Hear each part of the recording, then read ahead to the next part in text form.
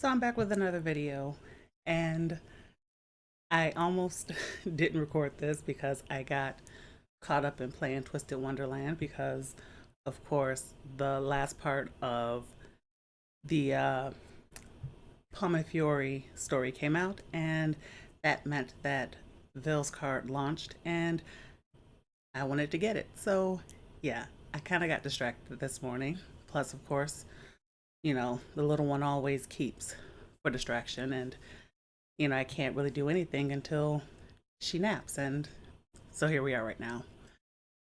Anyway, I kind of, I was watching a Young Rippa 59 video where where he was going through this hit piece about his comic that is currently on pre order. And, you know, I've always been, I've always been one for wanting to define, you know, good storytelling. And like just listening to just the insanity of that article just kind of highlights why I think it's important that good storytelling be defined. Because the way I see it, when you're telling a good story, you're telling the best story that can be told with the characters that are presented. And, you know, that means they may not look a certain way. They may not act a certain way. They may not reflect, what progressives tell you the world currently looks like. And, for them, they don't believe that that's okay. Like it's strange this idea that they have that everything must be, you know, forced into this way of thinking that really doesn't make sense to anyone but them. But I suppose that that's kind of the point, right? For them, it makes sense because it's how they want the world to be. You know, and for them, because that's how they want the world to be, they figure, you know, things like entertainment are going to be much more like pamphlets, so it's going to be designed in a way that it's supposed to reflect how they want people to think, how they want people to see the world, the kind of values that they would like people to have. And, that being what they do, that kind of becomes a little bit of a problem because a lot of times what happens is the story itself no longer is important. You know, I think about Iceman when Iceman, the more current version of Iceman came out, and how, the author essentially admitted that it was just kind of a retelling of his own coming out story. And so there was nothing to the actual comic itself because Iceman wasn't being Iceman. Iceman was just specifically there to tell the author's story. And, you know, that's kind of not what good storytelling is because here's the thing, if I'm going to tell my story, I should just tell my story. Create an autobiography because that's what autobiographies are. You're telling your story. If I'm writing something that is meant to be fiction, that fiction by its very definition is not meant to represent me and my story. It is to represent the story that the characters are engaging in. And like I suppose it's one of those things where I don't necessarily see it as a hard concept. And, it's surprising to me that storytelling as a whole has kind of lost that idea, but I mean, what can I say? We're now living in a world where people can't define what is a woman. So, certainly one can say, yeah, as the erosion continues to happen, of course things like storytelling would be affected. And so I don't know that I would necessarily speculate how to combat that because, I mean, of course, the best way to combat it is to actually do good storytelling, to actually take the work. Because here's the thing, I do believe that good storytelling takes time. It does take time.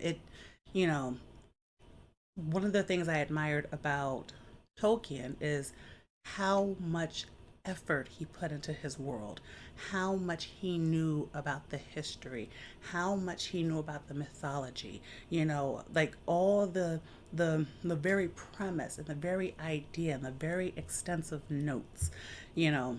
Another one that I also kind of admired was Robert Jordan because it was sort of like the same thing. You know, it's you have a story that needs to be told. I think Orson Scott Card is also another one because I remember I have one of his how to how to write fantasy and science fiction books. And one of the things he talked about is how sometimes stories come to you in pieces, and I absolutely agree. Sometimes stories come to you in pieces because you know C.S. Lewis talked about for him when he wrote The Lion, the Witch, and the Wardrobe, he talked about how he just had an image of the lamppost first. And that was sort of the mechanism that, helped him expand the world so that the Chronicles of Narnia became what it is today. And, you know, yeah, I mean, these things do take time when you're actually telling a story. And I think part of the problem, I mean, I do think progressives and looking at progressivism, it just seems to be extremely creatively bankrupt because there's so much messaging, there's so much agenda, there's so much of this push for, not telling good stories because they just want to tell you what they want you to be, or they just want to force people to engage the world in a certain way that they don't have time to sit down and think about stories. I forget the guy's name, but he talked about how he always the books he writes are basically their archetypes. So he can work on 4 books at a time because he's like the characters that he uses, they're always an archetype.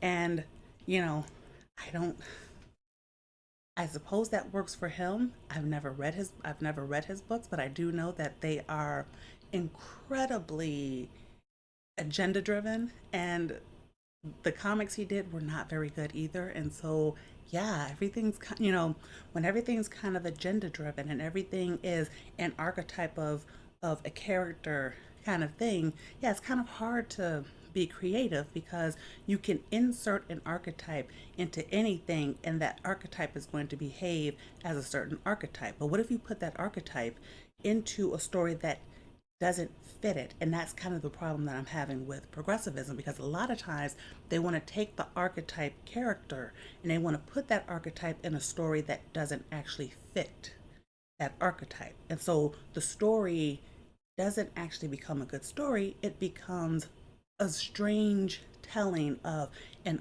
archetype trying to force their opinion on the world. And, you know, personally speaking, I just never see where that actually goes well.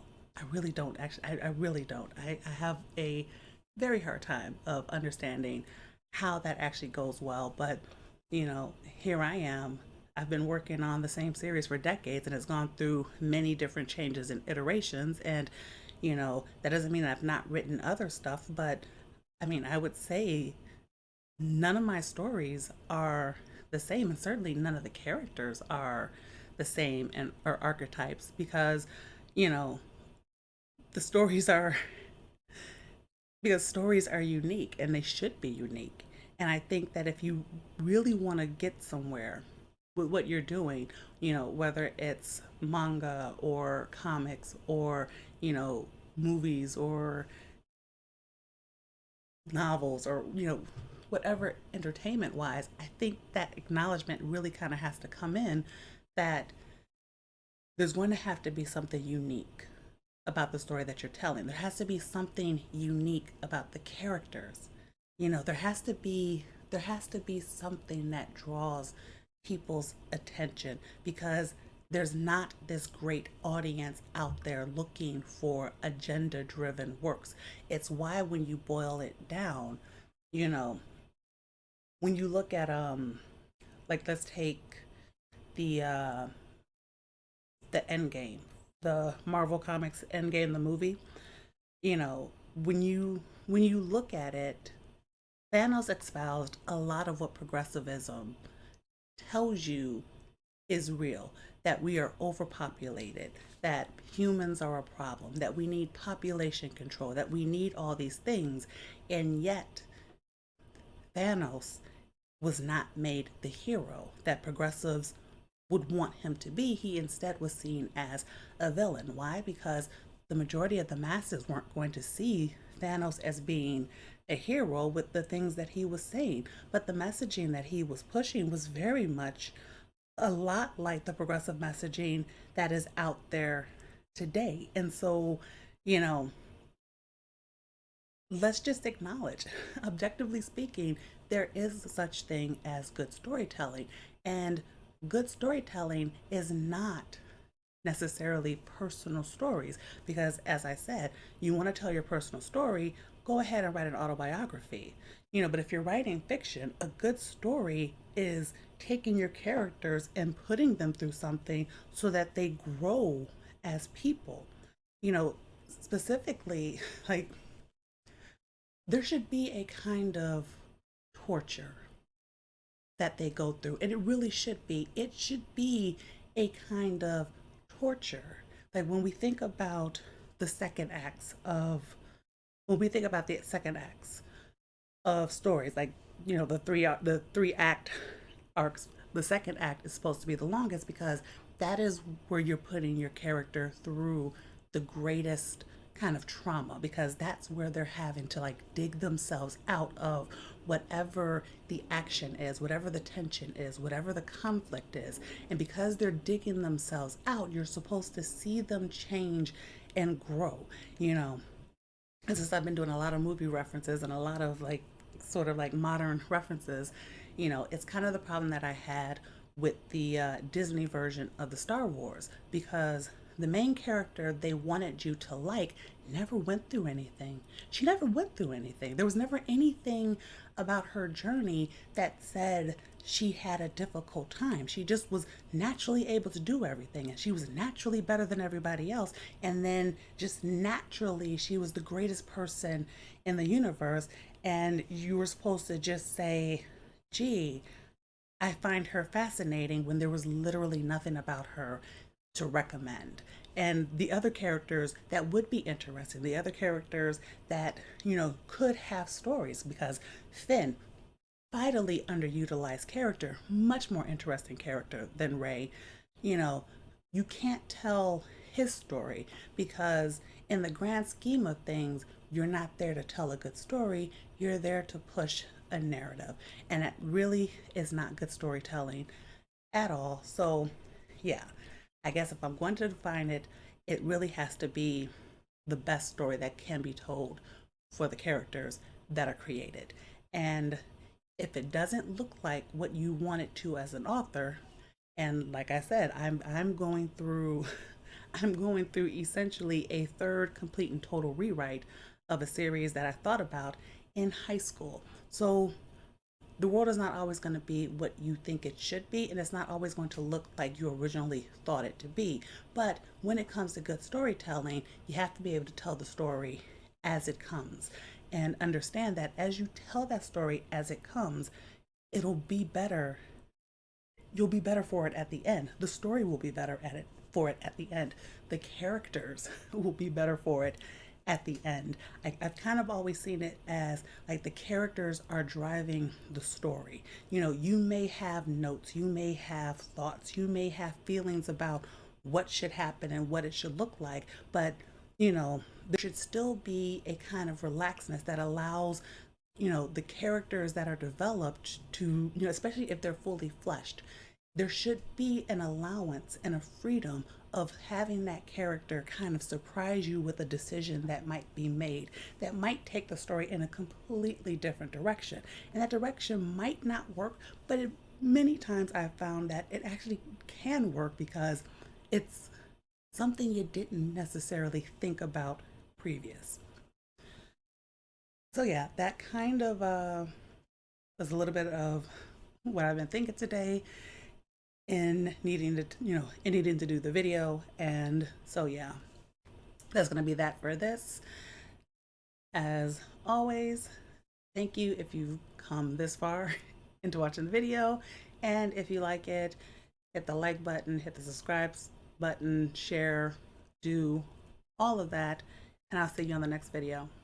Bye.